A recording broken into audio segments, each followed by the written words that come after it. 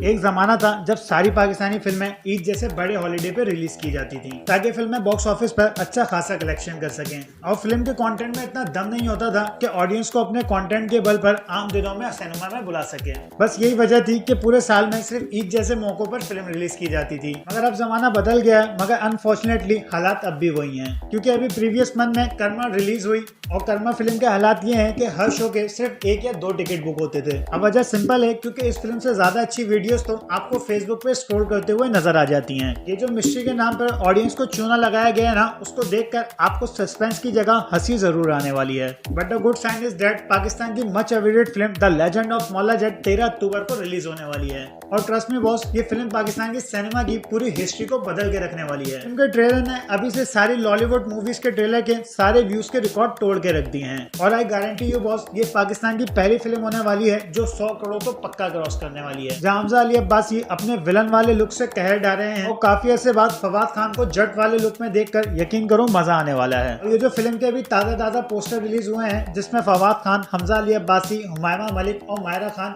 ये पोस्टर पूरी ट्विटर पर आग लगा रहे हैं। But on the other hand Pakistan के अनिल कपूर, शाहिन शाहिद, इनकी ज़रार फिल्म रिलीज होने का नाम ही नहीं ले रही है। हर बार तारीख पे तारीख देखकर फिल्म को पोस्टपोन कर दिया जा रहा है। वजह कभी फ्लड तो कभी कोविड बना दी जाती है। शाहिन शाहिद को एक ही मशवरा है, अगर वो फखर की बैटिंग से ज्यादा अपनी फिल्म पर तवज्जो दे लेते तो आज फिल्म को पोस्टपोन करने की जरूरत ही नहीं पड़ती। बट बाय द वे यार, गुड न्यूज ये है कि पाकिस्तान का सिनेमा शाइनिंग की तरह चमकने वाला है। So let's for good hope. फिर मिलेंगे नेक्स्ट वीडियो में। अगर वीडियो अच्छी लगी हो तो सब्सक्राइब जरूर करते जाना।